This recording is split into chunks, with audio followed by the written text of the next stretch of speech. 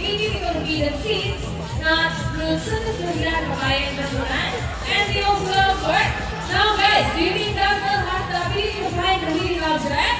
If yes, then say, you can do it! That's all. Come on, that's all you do it.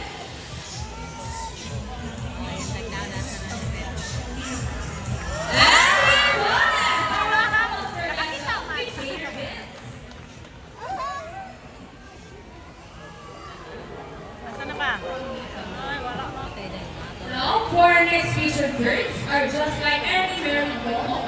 Monarchs, meaning they will be partners for a lifetime. These are romantic, right?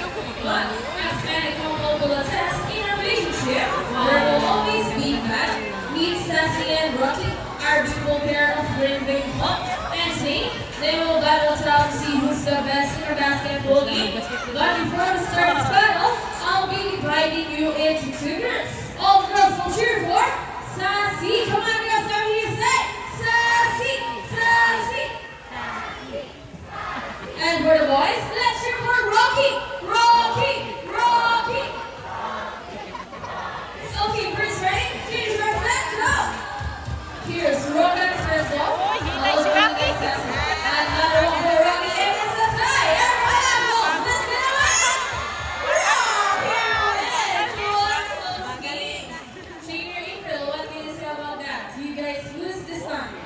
Hold it, we want another race. They want another race, Senior Mark. Are you sure about that? Do you want Sassy to lose again? Well, this time I guarantee you that Sassy will win. Si Sassy pala So what mabagal race do you babae. have in mind? I'm thinking about the ring race. And what is the ring race? The first bird who can drop 3 rings into the pool, the fastest is the winner. That is the ring race. So the ring race it shall be. Remember that boys already have 1 point. So girls, let's show out our first Sassy to win this time. We'll be doing this again, and this time our ring race. Ready, set, go! Here's Rockham's first pick. Okay, that's happening. So here we go. Let's hear it.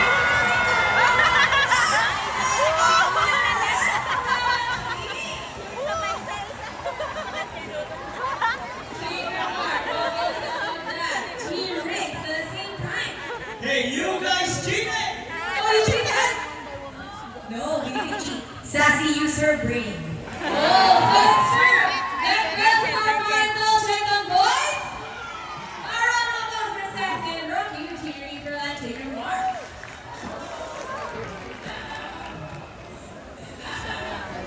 Ang Sassy na. Paras are particularly known to be intelligent and receptive. Sassy ang That's nanalo why eh. the team enhance her skills and navigate work. Here's Sassy once again, and she will show us how intelligent she is by putting the sheet back to its correct slot. Just like Sassy, Raven Awards from South America. They are known to be the gentle giants of the flower family. This is because they are the second largest next to the highest among us. They can grow up to 92 centimeters in length and can reach up to 8 years old. Scientific name is Arabella. They usually eat seeds, nuts, salt, and minerals along their river backs. There you go, all that right? Around the Sassy Fishing in April. Now guys, who loves math? Everyone here knows addition, right? Well, this next part of the program will leave most people baffled and amazed. Even the strangers. Do you think birds can do math? Well, before we told our mathematical wizard, I'll be needing 2 numbers between 1 to 50 and the numbers between 1 to 50. Okay, so the first number will be is number 7. How about the second number? Okay, so the second number is number 8. So the equation is 7 plus 8. Let's see for mathematical wizard this multiplication. But first, Trainer Mark will shuffle the numbers. And now let's go on a heartbeat for Rocky. Wow, look at that. What a Uy, quick goal mag-isa lang siya action. pumunta oh. Mag-isa lang. So Trainer Mark's now ready. Go Rocky solve the equation for us. Once again, the equation is 7 plus 8. I-arrange niya, i-arrange ba? 0, 1, 2, And Rocky gets the first number correct. But how how about the second number? Well, Rocky loves numbers. Last number.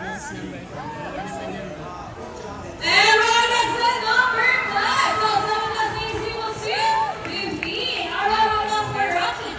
Trainer Mark. Hello, everyone!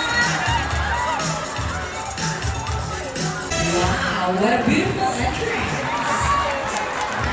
Good day, everyone, and welcome to Aquatica. By the way, I'm Trainer April, and I'd like you to meet my friends together with the trainers one at a time. On the left side is the only male South American sea lion that we have, and he is the handsome one. Wow, lucky man! His name is Vincent, together with Trainer Mark. Say hi! Mom on the other side is one of the eldest female South American sea lion that we have here. And according to her trainer, she is the smartest. Don't be shy, girl. Her name is Jenny. Together with Trainer JB, say hello! Now let's continue. So guys, do you have an idea of what they're called feet or feather-footed marine mammals? An idea? Do they have feathers? Well, let's ask them. Hey guys, do you have feathers? The answer is no. It's actually because of their front flippers, which are shaped like a bird's wing. See those? That term flippers may also be translated as weak-footed, since their flippers do look somewhat like wings. In fact, they appear to climb underwater as they swing from place to place. Right, sea lion friends? And you know, they are often mistaken as seals because they look very much alike. But some differences between a seal and a sea lion is the fact that they have bigger front flippers. And they can also turn their back flippers, something seals cannot do. As a result, they can walk right while on land. And that's our final demonstration. How about us for sea lion friends?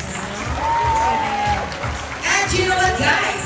They have this long and flexible neck. How flexible? Well, check this out.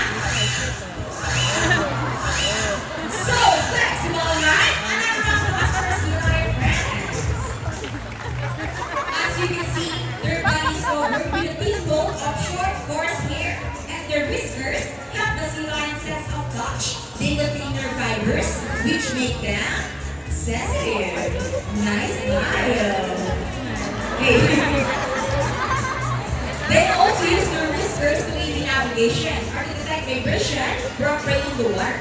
And their small external ears give them a good sense of hearing, both above and below the water surface. Sea lions like any marine mammals can see well both above and underwater. They have keen eyesight but no color vision. In the wild, they have bodies close to shores, flat rocky lakes with tide pools, and have a preference for rocky beaches. They have excellent climbing abilities, which can easily scale rocky cliffs. Check this out. Sure, strong front flippers. Now let's talk about their swimming abilities, and let's start with Vincent. Not some more. Sea lions can generally cruise around 11 miles per hour using the movements of their front flippers, while their back flippers are stretched out behind their bodies, functioning as rudders for steering. And that is their normal sweep. Nice and easy. Thanks so much, Vincent and Trainer Mark. But when chasing their prey or escaping from predators, they can achieve a burst speed up to, ready, 25 miles per hour. Wow, look at that. That is so fast. How about us for Yanni, the smartest? Great job, girl. Wow, nice line. And another one, she's asking for it. Now, here's an interesting story about our sea lion. Did you know that the US Navy has trained a few of them to take part of their special operation? Yup, that's right. They able to hold their breath for up to 20 minutes, and they can dive hundreds of feet. Abilities that even the best Navy diver would be envious of. And since they cannot be detected by radar underwater, they are taught to recognize and avoid underwater mice. Sea lion friends, trainers, are you ready? Well then, salute! Now let's march. Ready guys? Hop, 2, 3, 4, hop, 2, salute! This time, could you please join our sea lion in a salute? In a count of 3, everybody please salute and let's make this one loud. People of the crowd, are you ready? Hey guys, I can hear you. Are you ready? Now let's go. 1, 2, 3, salute everybody. Well, thank you so much. Well, sea lions are also used to search and recover equipment from the water. H2O. Okay, so trainers, what's first? The rings? Go ahead and get the rings, sea lion friends. And they got it! Our almost for Vincent and Kenny. Wow, great job, guys. And another one, they deserve it. Okay, so trainers, what's next? The ball? How do you think they get the ball? It's a ball. Careful, guys. Almost there. Careful.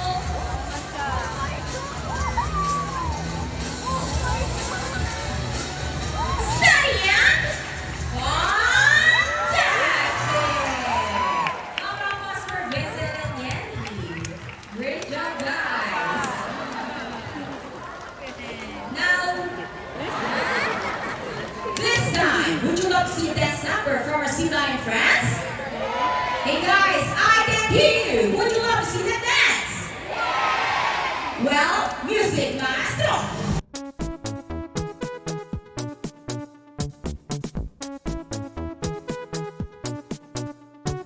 Happy is the perfect word to describe how I feel. When I'm with you, I'm at ease. I can let down my hair. We can be silly together. I don't have to pretend. With you, I'm happy just being myself. In your company, I'm never bored. We can have fun whether we're indoors or outdoors.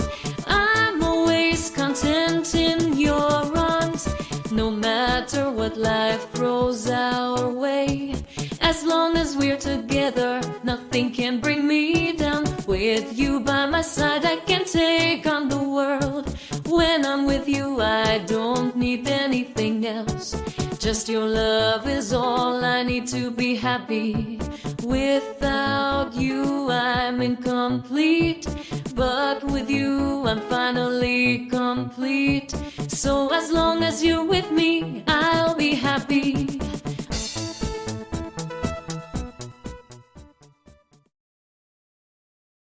Our almost for sea lion friends and for the choice as well for that great dance number. Kiss? Wow, sweet. Thank you, Vincent, Kenny, and trainers.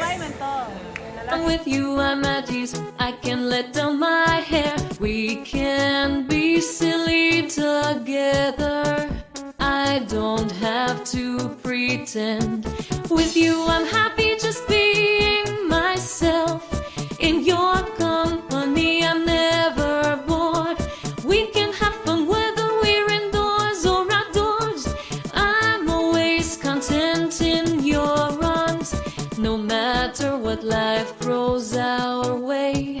As long as we're together, nothing can bring me down. With you by my side, I can take on the world. When I'm with you, I don't need anything else. Just your love is all I need to be happy. Without you, I'm incomplete. But with you, I'm finally complete. So as long as you're with me, I'll be happy.